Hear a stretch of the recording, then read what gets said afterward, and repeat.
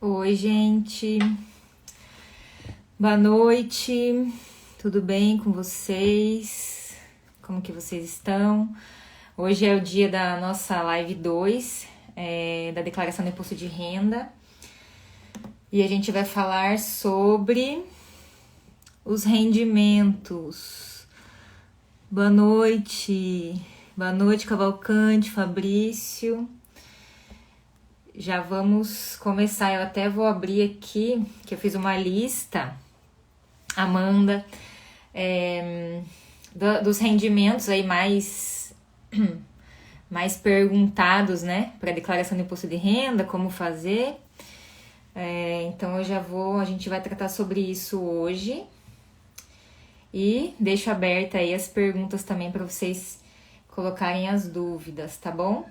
Bom, semana passada a gente falou na live sobre quem estava obrigado a fazer a declaração, né? Todos os contribuintes aí que estariam obrigados e os que podem fazer para fins de restituição. Eu tô sem som? Me falem aí. Vocês estão me ouvindo?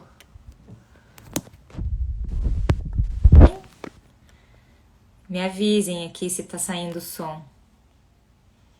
Senão eu já coloco o fone de repente. Me falem aí, gente. Tá saindo som? Tá normal? Fabrício, acho que é o teu, então.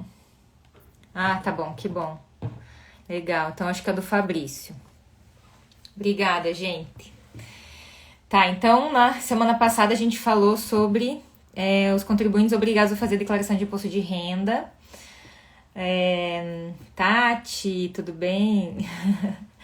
E hoje a gente vai falar sobre como declarar os rendimentos, né? E aqui tem vários rendimentos, inclusive novos do ano passado, que é bem importante a gente conversar sobre eles, né? Rescisão, aquele auxílio emergencial ou benefício, né, de garantia de emprego aí que muitas pessoas acabaram recebendo do governo, como fazer a informação desses rendimentos na declaração de imposto de renda 2021.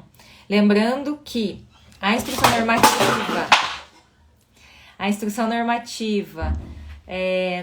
do ano de 2021, né, referente a 2020, ainda não saiu. E o programa também não. O programa deve ser disponibilizado no final do mês agora de fevereiro. Mas eu não acredito que deva ter muitas mudanças com a declaração do que tinha já no ano passado, no retrasado, né? A gente não deve ter nenhuma alteração muito drástica. Então vamos lá, gente. Hoje a gente vai falar de rendimentos, né? Quais rendimentos que eu tenho que colocar na declaração? Primeiro, quem está obrigado, né? A gente falou semana passada, mas eu só vou lembrar do valor do rendimento tributável, né? Então, o fisco coloca lá a legislação que está obrigado a fazer a declaração de imposto de renda quem recebeu o rendimento tributável acima de R$ 28.559,70. Boa noite, Matheus. Matheus, manda tua pergunta aí para mim. Manda aqui coloca nas perguntinhas ali que fica até mais fácil daí para eu responder, tá bom? Pode mandar aqui para mim. Acho que você não mandou ainda, né? Pode mandar aqui para mim, tá? Ou a tua tava lá nas perguntas que eu abri, acho que tava, né? Manda aqui pra mim. Esse rendimento dos R$28 mil é rendimento de salário. Então, rendimento de salário, preciso informar? Como que eu informo? Rendimento de salário é rendimento tributável. Primeiro na fonte, né? A gente já sofre a retenção do imposto de renda, depois vem para a declaração na ficha de rendimento tributável recebido de pessoa jurídica. E lá na declaração do imposto de renda, nesse campo, a gente tem que colocar os campinhos certinhos como, né, no registro, como vem no informe de rendimentos. Total do rendimento, o valor do imposto de renda retido, para saber se a gente vai restituir ou não. A gente vai colocar, por exemplo, o INSS também que foi descontado para ele abater lá do teu imposto de renda, restituir ou apagar, então abater da base de cálculo para você poder ter sua base de cálculo ajustada. Então o rendimento do salário é mais tranquilo que a maioria das pessoas aqui acabam colocando. Recebi rendimento de pessoa física. Oi, Ketri. Como que eu vou fazer essa informação? Rendimento de pessoa física, então eu, pessoa física, recebendo rendimento de outra pessoa física. Primeiro a gente tem que fazer, antes da declaração, já no decorrer do ano, a gente tem que fazer um documento, né, que a gente chama de carnê-leão, até tem no site da Receita Federal, como se fosse uma contabilidade da pessoa física. E aí a gente vai incluindo os rendimentos lá. E esse carnê-leão é o imposto de renda devido pelo contribuinte que recebe rendimento de outra pessoa física, já que não existe retenção. Então, essa informação tem que ir lá dentro de rendimentos recebidos de pessoas físicas. E lá ele vai ter, inclusive, o campo que você vai informar rendimentos diversos que você recebe, por exemplo, prestação de serviço que você tenha feito, alguma coisa nesse sentido. Mande aqui, Matheus. Beleza.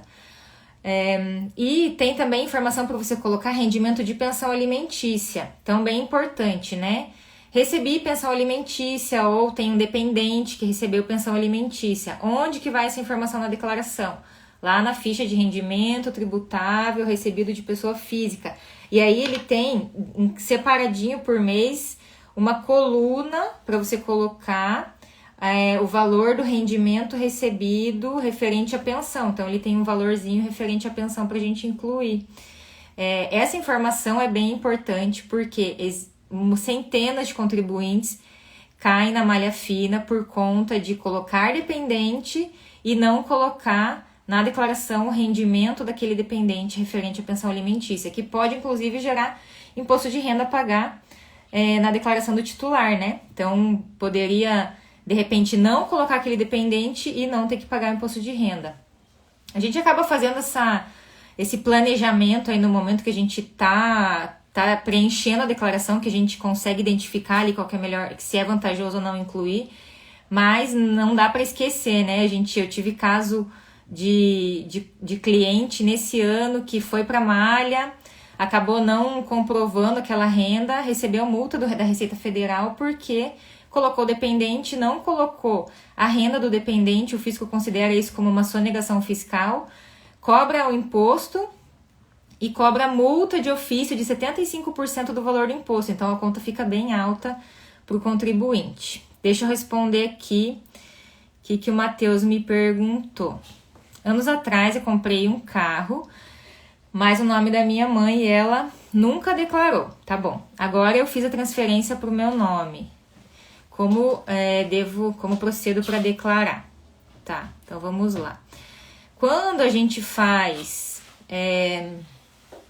Quando você fizer essa transferência aí, você vai acabar considerando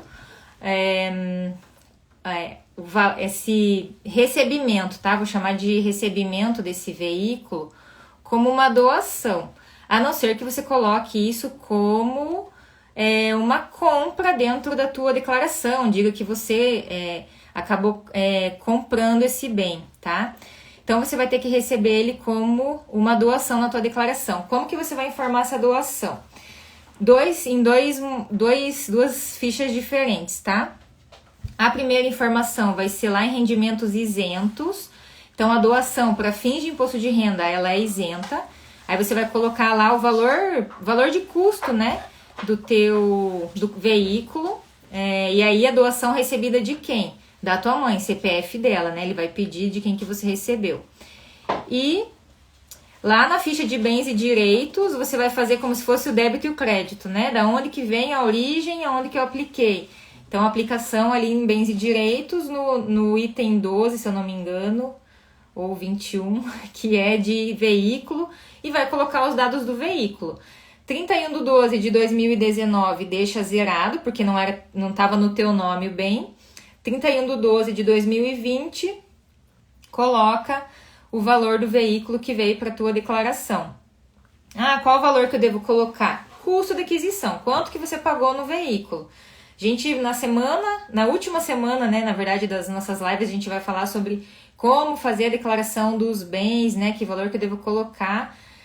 Mas vou te adiantar aqui rapidinho, que daí você vai colocar pelo custo, considere lá as parcelas que você pagou, se você pagou parcelado, pode pegar com juros, né, de financiamento, tudo isso entra como custo de aquisição e pode colocar, tá? Então, rendimento isento de doação e em bens em direito, você vai informar nos dois. Não tem problema a tua mãe não ter declarado, a não ser que ela tivesse obrigada a fazer a declaração de imposto de renda, né? Então, se ela estava fazendo a declaração e não declarou, não, eu acho que não precisa retificar, mas ela deveria ter colocado na declaração dela, tá? Então, lembram que eu falei na semana passada que a gente tem que declarar, né? Tem lá uma menção na legislação que a gente tem que declarar os bens acima de R$5.000, com exceção do veículo, né? Então, o veículo entraria qualquer valor, desde que eu estivesse obrigado a fazer a declaração de imposto de renda, tá? Outra pergunta aqui do Vinícius. Comprei um carro parcelado, como declarar? Vinícius, vou deixar para responder na última live. Então, a gente está tendo uma por semana. Semana que vem a gente vai falar sobre as despesas dedutíveis. E daí na última semana a gente vai falar sobre como fazer a declaração dos bens, tá bom? Então, me acompanhe aqui, lá daqui 2 semanas a gente fala sobre como fazer essa informação.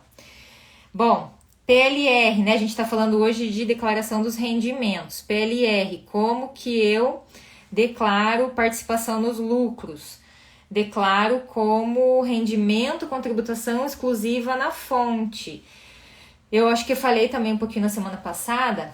Tributação exclusiva na fonte é a tributação que já tem descontado já vem descontado, né, o imposto de renda quando eu receber aquele rendimento, e ele não entra para cálculo do ajuste, ele não soma para o meu rendimento para saber se eu vou pagar ou vou restituir imposto, né? Então, quando a gente fala exclusivo, você já pagou, mas aquele valor nunca é restituível para você. Matheus, então já deu problema, ela nunca declarou. Uma amiga dela fazia a declaração dela antes e nunca colocou. Mas entendi. Matheus, assim, ó, não vejo que daria problema para você, para ela, né, não ter declarado bem. A não ser que, vamos dizer, que fosse um imóvel, que tivesse uma venda com lucro, e aí pode ser que desse algum problema. Mas como é um veículo, e normalmente veículo a gente não tem ganho de capital, eu sugiro que nem faça retificação da declaração, porque retificação reabre prazo de prescrição. Então, deixa do jeito que tá, agora você declara aquele rendimento, aquele veículo na tua declaração. E aí, o que é bem importante até, né?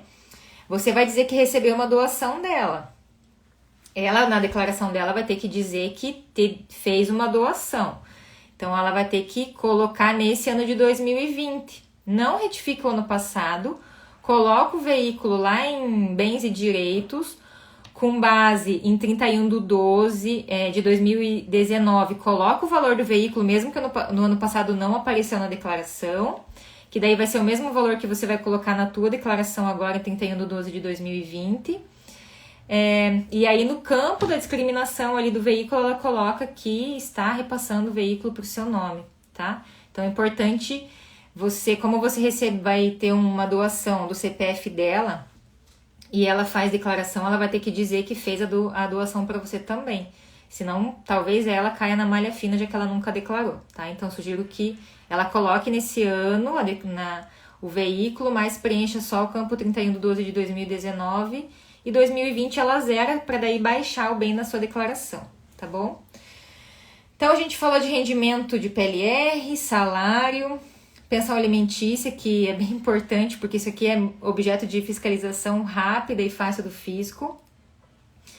Rendimento de lucros e rendimento de poupança. Como que faz para fazer a declaração? Lucro de sócio e lucro de MEI. A gente falou, eu sempre falo, né, como que o MEI deve fazer sua declaração se ele for fazer. Então, aquele lucro que a gente fez o cálculo, inclusive na semana passada, aquele lucro do microempreendedor, lucro do sócio de uma empresa do Simples Nacional ou de uma grande empresa, ele também é rendimento isento por enquanto. Então a gente coloca lá na fichinha de rendimentos isentos, ele tem o item, se eu não me engano é o item número 10, que ele é específico para lucros e dividendos. Então, a gente coloca informação lá. Rendimento de poupança é um rendimento isento. Vai vir no teu informe de rendimentos do banco quanto que você teve de rendimento lá. E aí você também vai colocar na fichinha de rendimentos isentos e não tributados. Vamos falar dos valores recebidos, principalmente no ano passado, que são 3 verbas novas, né? Vamos falar que a gente tem 3 verbas novas aí em ano de pandemia. Super importante, isso mesmo, Manu. Deixa eu ver aqui que o Maurício está falando. Fiz uso do saldo do FGTS para amortização do saldo devedor do meu financiamento habitacional. Devo declarar? Sim, bem importante. Tá aqui a FGTS, mas eu já vou adiantar então. Antes da gente falar desses rendimentos do ano passado. Então vamos lá. Como que a gente faz a informação do FGTS? FGTS sacado, seja por utilização do saldo, né, para amortizar um financiamento ou para iniciar um financiamento. FGTS sacado por rescisão de contrato de trabalho ou até aquela... Lembram que lá no mês de junho, se eu não me engano, no ano passado, a gente, os seletistas sacaram o valor de um salário mínimo do FGTS, da conta, então caiu no nosso caixa, né? Na Caixa Tem lá no aplicativo e a gente pôde resgatar esse um salário mínimo. E isso também tem que ser declarado. Como FGTS, independente do porquê você usou, é um rendimento isento. Então, Maurício, o que você vai fazer? Você vai pegar o total que você sacou, né? O total do teu saldo lá que aparece, você consegue olhar isso, você baixa o aplicativo do FGTS no teu celular, faz a tua senha e você consegue identificar por lá o valor total que você usou em 2020. Essa informação vai dentro do campo de rendimentos isentos. Lá, quando você for procurar qual é o tipo de rendimento, ele vai ter um campo escrito rendimentos de rescisão contratual, FGTS e mais alguma outra coisa. Então, é nesse campo que você vai informar o valor que você recebeu. E aí, os dados da fonte pagadora são os dados da Caixa Econômica, tá? Então, pode colocar desse jeito na tua declaração e tem que pôr, porque isso é a origem do valor que você utilizou para pagar o teu financiamento. Então, a gente tem que colocar, né? Porque eu paguei um financiamento, mas de onde que veio o dinheiro? Então, veio do saldo do FGTS. Rendimento isento também. Então, para quem, por exemplo, teve rescisão contratual, vai informar o total do saque do FGTS, tanto a parcela que já tinha na conta, quanto a multa, rendimento isento, mesmo campo. Aquele um salário mínimo que a gente pôde sacar também no mês de junho, mesmo campinho lá, rendimento isento, na linha lá de rescisão e FGTS, vai informar o valor de um salário mínimo e os dados da Caixa Econômica, beleza?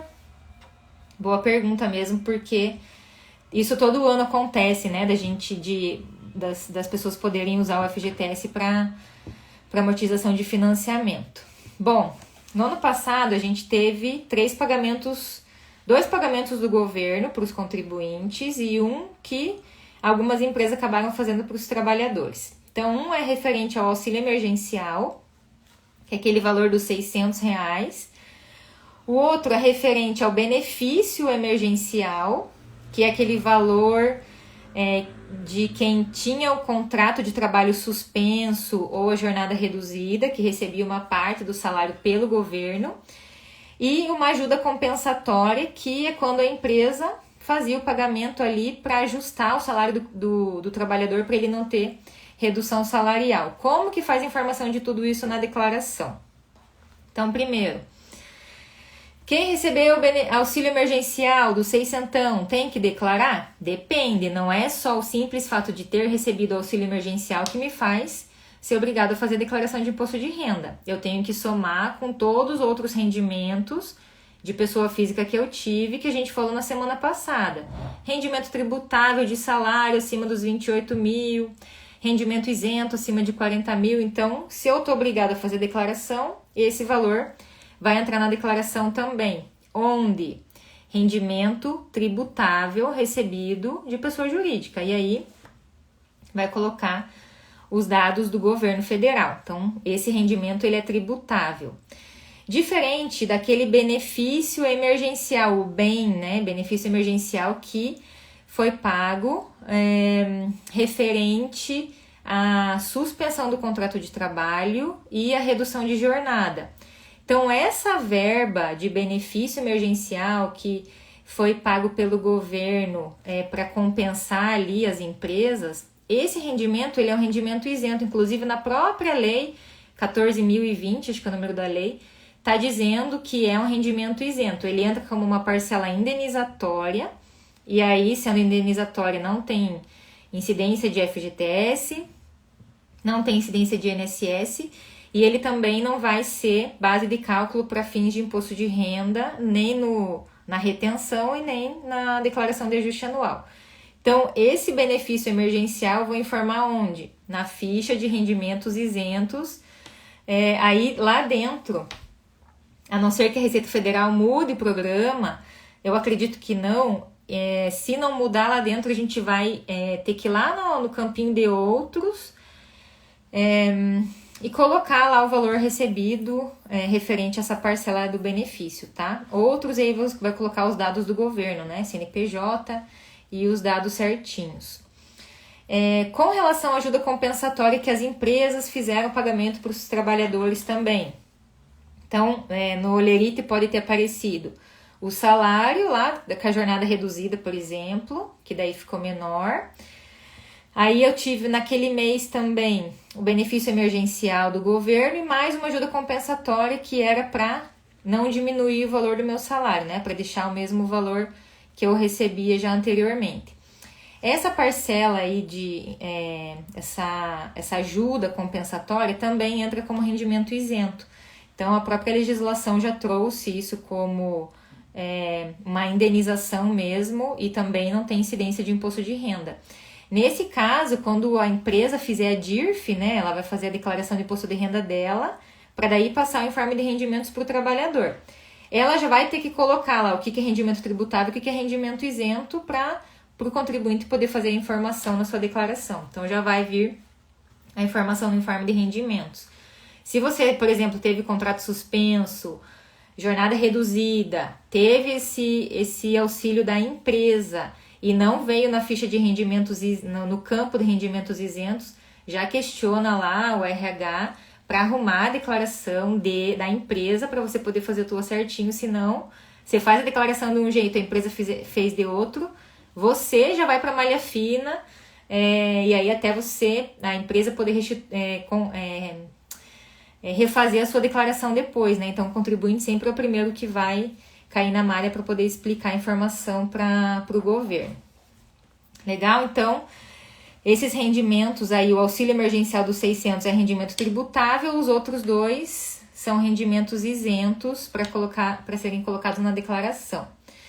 Com relação às verbas rescisórias, né, quem teve rescisão de contrato no ano passado, tem que analisar certinho, também vai vir no informe de rendimentos, tem que analisar certinho como que vai informar, porque lá dentro da rescisão tem parcela que é tributável, tem parcela que é isenta.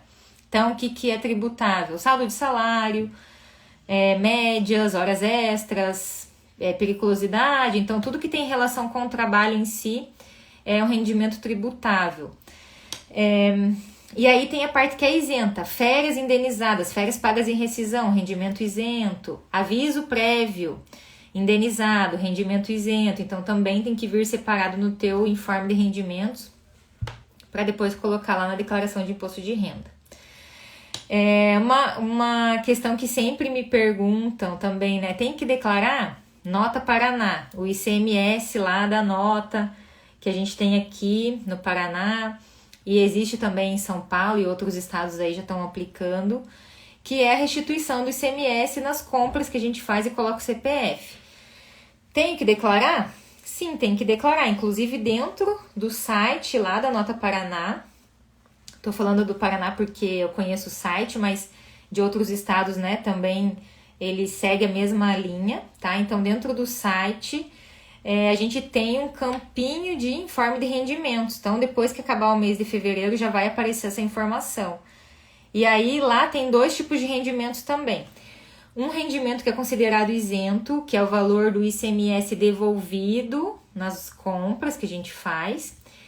E aí, a gente vai colocar lá na ficha de rendimentos isentos, no campo de outros, né, com CNPJ do governo do estado. Vai ter informação lá de ICMS restituído de CPF. E tem mais uma remuneração lá que são dos sorteios, né? Dos prêmios e sorteios. Então, aqueles sorteios lá de 10 que a gente tem durante o ano é um rendimento tributável exclusivamente na fonte. Então, o valor recebido por nós já vem com a restituição do imposto de renda feita. E aí, na declaração, a gente vai informar o valor total recebido, que já é líquido. E aí aquele valor não vai somar para a tua declaração para você pagar mais ou restituir menos, tá? Aquele valor já tá totalmente retido e a gente não vai ter mais relação com aquele imposto de renda. A gente nem sabe, né, quanto que aparece lá, mas é 20% do valor do prêmio, em regra geral, né? Vamos falar eu falei de doação também, coloquei aqui, então já falei de doação por causa da pergunta do Matheus, né? Então as doações são sempre rendimentos isentos e junto com isso rendimento de herança. Quando o contribuinte teve lá a partilha dos bens, por exemplo, o ano passado já saiu a partilha dos bens ou o processo final se fosse uma operação, uma partilha aí judicial, né? Nesse caso, o rendimento também vai ser isento. Lá dentro dos rendimentos isentos tem uma linha específica de doações, herança e partilha, né, dos bens. Então, tudo lá vai entrar como rendimento isento. Aplicações financeiras. Vamos falar de rendimentos de aplicação, que muitas pessoas começaram a fazer aplicação no ano passado, ano retrasado. Rendimento de venda de ações, rendimento de renda fixa, renda variável, operações na bolsa, direto, day trade, aí o lucro que aparece lá, como que informa tudo isso na declaração de imposto de renda. Então, primeira coisa, as ações que eu compro, que não são day trade é quando eu compro e vendo no mesmo dia, tá?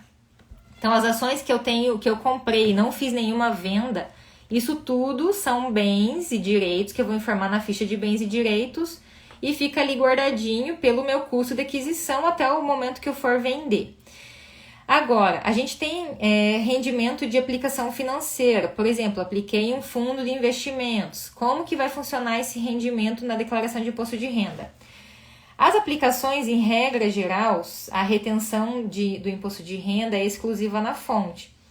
Então, informe de rendimentos lá do teu banco, da tua agência de investimentos, XP, por exemplo, vai trazer o informe de rendimentos e esses informes, eles são super separadinhos, bem autoexplicativo.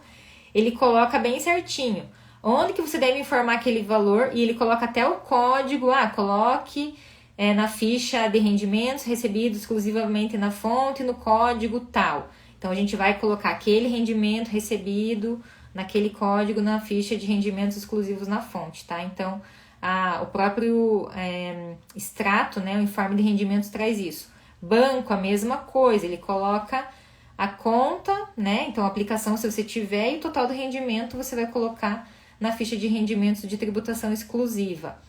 Aí, a poupança, que vai ser isenta. E se eu fizer a operação de bolsa de valores? É a parte mais trabalhosa da declaração do imposto de renda, né? Então, quem já fez aí declaração com contribuinte que tinha operações aí em bolsa, operações comuns que a gente fala, ou a termo, ou até o day trade ali, são as mais complexas e também a gente precisa do extrato para poder fazer a informação certinha na declaração. Lembrando que qualquer operação na bolsa, R$1 que você fez de investimento, te obriga a fazer a declaração do imposto de renda, mesmo que você não tenha rendimento superior aos R$28 mil. Então, isso é passível super de malha fina, rápido, inclusive, a Receita Federal coloca bem rápido na malha. tua conta ela fica bloqueada e você precisa fazer a declaração para poder liberar teu CPF, poder liberar também tua conta. Então é bem importante a questão da bolsa, né? Como que eu informo operações de bolsa? Dentro da declaração de imposto de renda tem uma ficha específica de operações de aplicações variáveis ali, aplicações de bolsa de valores. E lá eu tenho que informar o lucro recebido. Então, se eu tô falando da coluna de day trade, né, que é compra e venda no mesmo dia, bloqueei até o Spotify, Gabi. Tudo isso por causa da falta de informação da operação na bolsa, viu? Então, tem que informar, né? Então, ali na declaração, no campinho de day trade, a gente vai colocar o lucro recebido, lucro ou prejuízo. Então, se eu tive lucro, só o valor do lucro, tá? Não o valor da ação em si. Comprei por 1.000, vendi por 2.000, então tive um lucro de 1.000, esse lucro de 1.000 que eu vou colocar mês a mês, né? Somar tudo que seja a mesma natureza, mês a mês vou colocar essa informação. Tive prejuízo na operação ali. Posso colocar como? Vou colocar com sinal de negativo, menos 1.000, por exemplo, menos 500. Então, o prejuízo que eu tive na bolsa eu também coloco. E o prejuízo é bem importante colocar porque ele é um saldo negativo que eu posso compensar no ano seguinte de ações de mesma natureza, né? Então, se no ano seguinte eu fiz operações day trade, tive lucro, e no ano passado eu tive prejuízo e o prejuízo está declarado, esse ano eu vou lá e coloco e compenso, né? Quando eu puxar a declaração já vai trazer o prejuízo, tá? Ele já vai compensar pela diferença e eu vou pagar menos imposto de renda. Então é importante trazer o prejuízo. O prejuízo ele não tem período de prescrição. Eu posso ter prejuízo de 10 anos e ainda assim poder utilizar desde que ele esteja escriturado na declaração do imposto de renda, tá?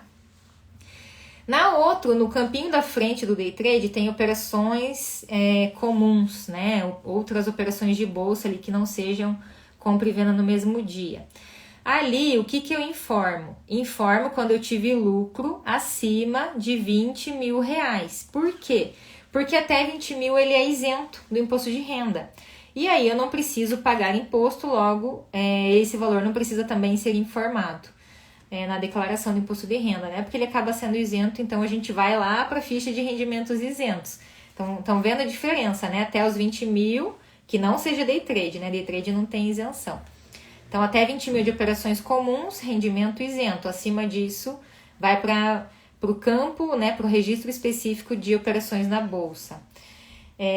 Essas informações são bem importantes mesmo, porque a gente acaba esquecendo, né, Gabi? Esquecendo que foi feita a operação. Lá fiz um pouquinho para brincar ali na bolsa para ver como que funciona. A Receita Federal acha que a gente tá rico porque fez operação na bolsa e manda a gente fazer a declaração do imposto de renda. Não fizemos, ele vai achar estranho e vai começar a bloquear sua conta. Ele faz por CPF, porque daí obriga o contribuinte a fazer a declaração e poder liberar o CPF. Rendimentos de empréstimos. Fiz um empréstimo e estou recebendo um rendimento tributável, tá? Então, vou colocar lá na ficha de rendimento tributável e tem que ver se eu emprestei para pessoa física ou jurídica, onde que eu vou informar. Se eu não cobrei juros disso, por exemplo, eu só estou recebendo um empréstimo do valor principal, ele vai entrar, ele não acaba não entrando como rendimento, ele sai da minha fichinha lá de bens e direitos, né? Eu tinha bens e direitos, eu coloco o campo 99, eu acho lá que são outros créditos a receber, e eu vou abatendo desse recebimento. Danos morais, como que a gente informa danos morais? Esse aqui é bem discutível. Danos morais, ele não tem retenção na fonte, então existe uma norma que diz que a empresa que paga danos morais para o contribuinte não precisa fazer retenção. Então, ele vai receber o valor integral de danos morais. Só que o contribuinte deveria informar isso na declaração, isso está no perguntão, né, da Receita Federal. Deveria colocar essa informação como rendimento tributável e pagar imposto de renda sobre isso. Só que existe muitas decisões favoráveis para contribuintes de que os danos morais entram como uma parcela indenizatória, e sempre que a gente fala de parcela indenizatória, a gente está falando de rendimento isento para fins de imposto de renda. Então, daí não seria tributável, a gente teria que colocar na ficha de rendimento isento. Se alguém recebeu danos morais de um processo trabalhista, por exemplo, a minha sugestão é colocar em rendimento isento, sempre, e defender com base nas decisões que a gente tem tido aí de Receita Federal, tratando isso como rendimento indenizatório, tá? Uma parcela indenizatória. Tem a informação de retenção é só nos perguntas e respostas da Receita Federal. Então, não tem nenhuma norma exigindo a tributação dele. Como ele tem uma característica de indenização, a gente já segue a legislação aqui de verba indenizatória, tá bom? Rendimentos de aluguel, que eu, pessoa física, recebo. Como que eu informo isso na declaração de imposto de renda? Então, independente se eu recebo, por exemplo, eu fiz o contrato direto com o inquilino, ou eu tenho um contrato com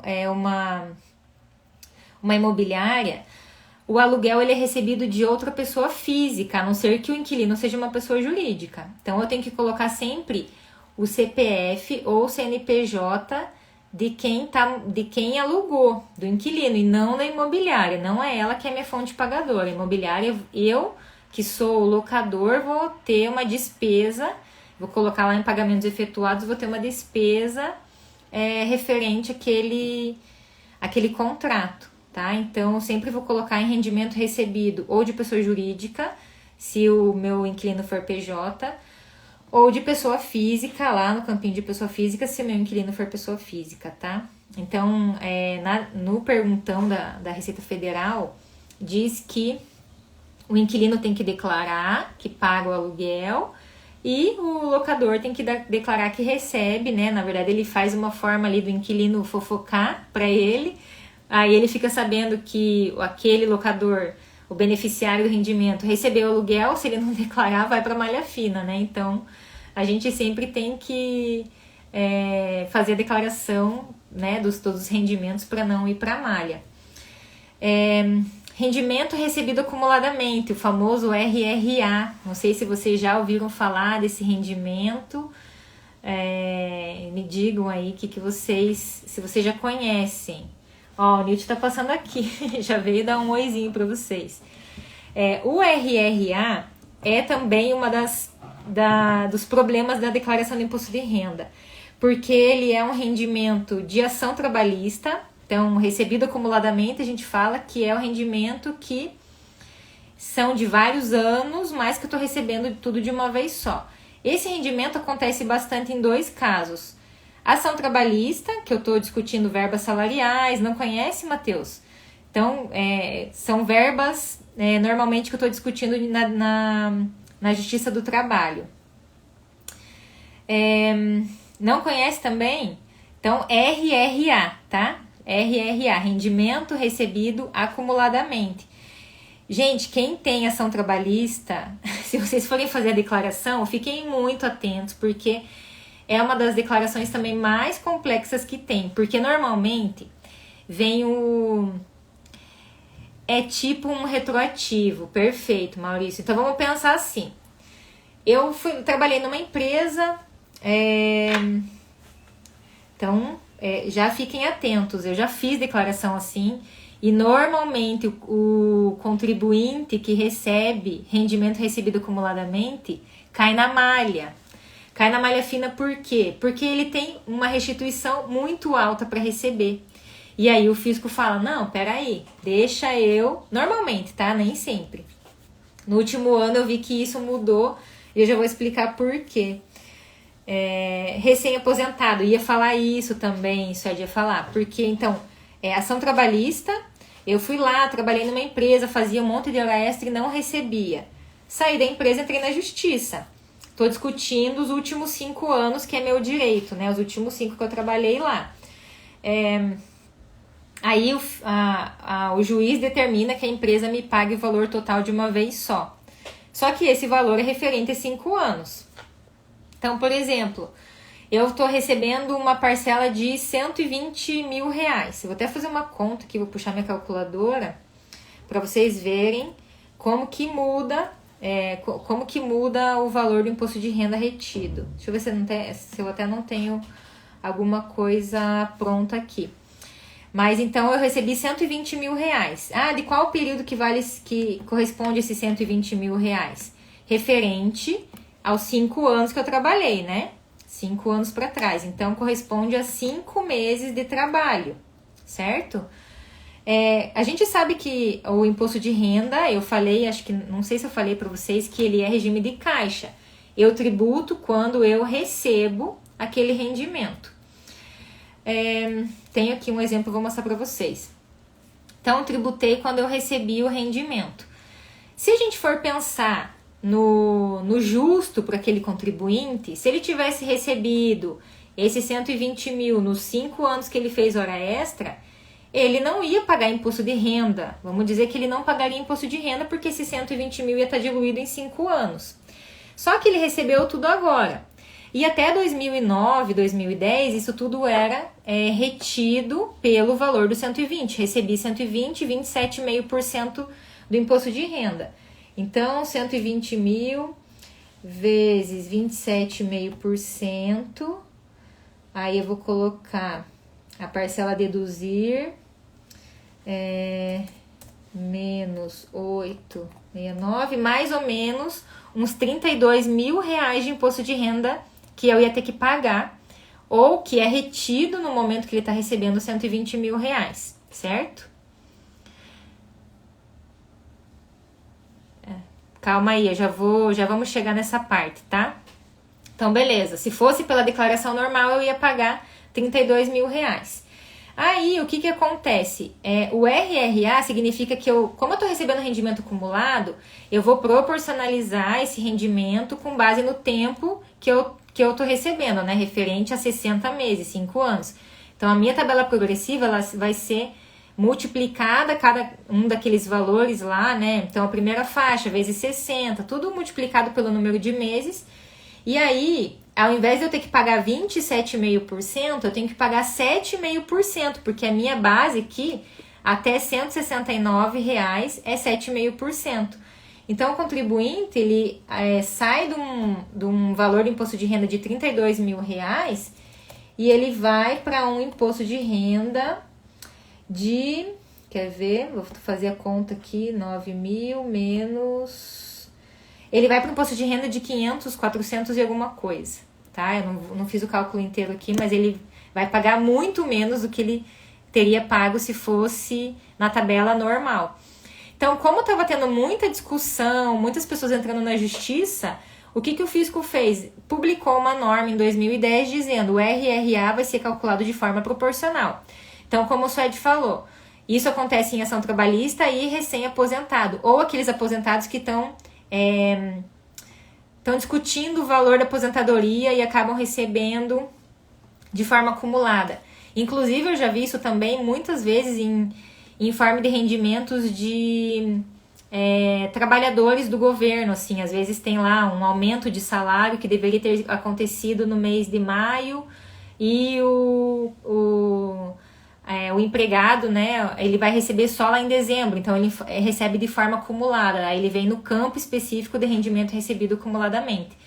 Esse rendimento, ele tem uma ficha específica na declaração do imposto de renda, e aí nessa ficha eu tenho que informar quantos meses se refere à ação, o que é rendimento tributável lá, porque nem tudo é tributável, pode ser que uma parte seja danos morais, pode ser que uma parte seja, por exemplo, o aviso indenizado, pode ser que uma parte seja a FGTS, que a empresa está pagando direto para a pessoa. Então, eu tenho que ler a ação. Por isso que eu falo que é trabalhoso. Eu preciso ler a ação, separar os rendimentos, porque isso não vem em forma de rendimentos lindinho, vem tudo numa ação só. E a gente tem que declarar.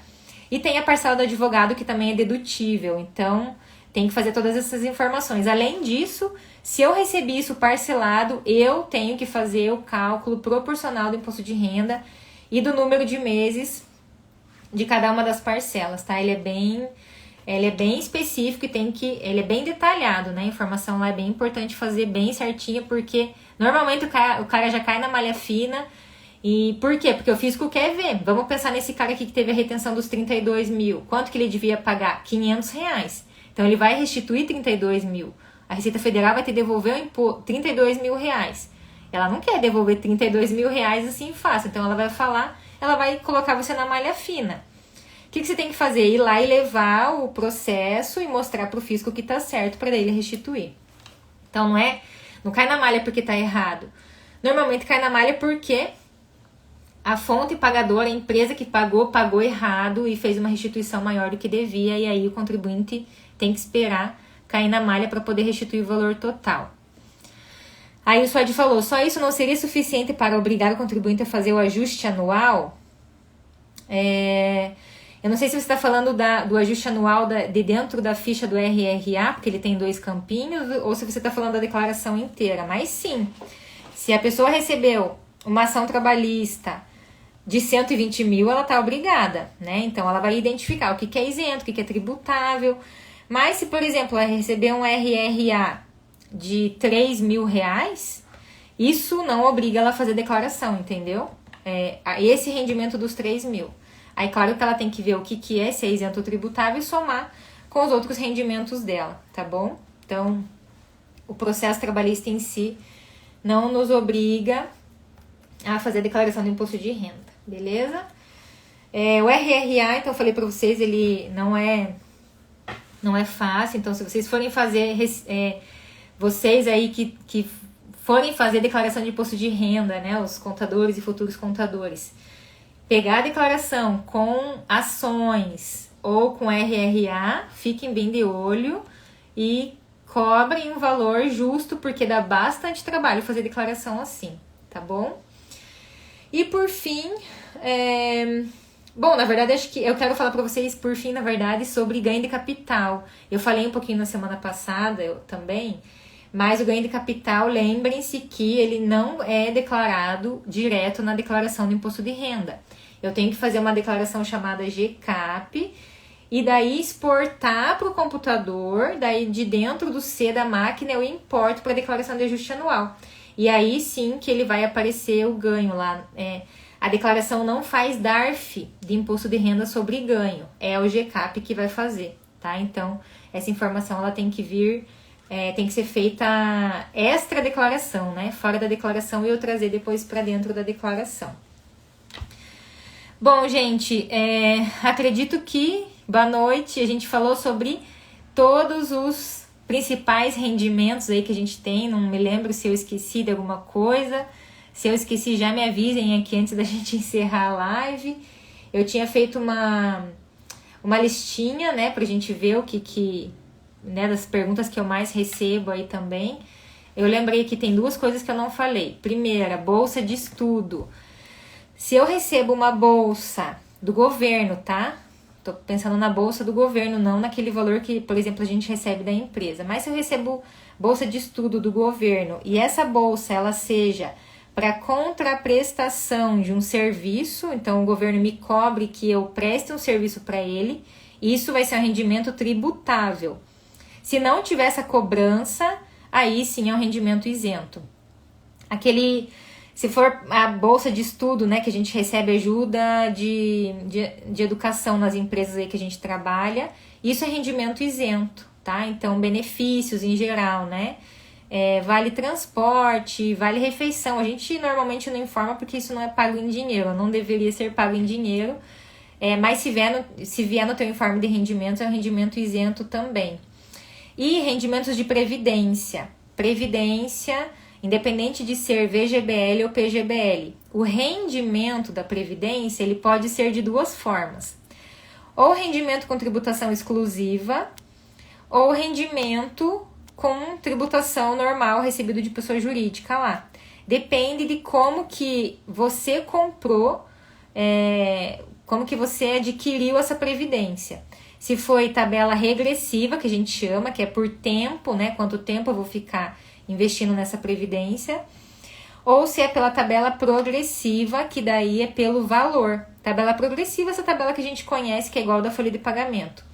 A regressiva, ela é por tempo. Quanto mais tempo eu tenho de investimento, menos imposto eu vou pagar. Então, se for tabela progressiva, rendimento tributável recebido de pessoa jurídica. Daí o CNPJ do plano que você tem. Se for tabela regressiva, rendimento com tributação exclusiva na fonte. Você nunca vai restituir o valor de imposto de renda que está ali retido, tá bom? Gente, acho que é isso então para hoje.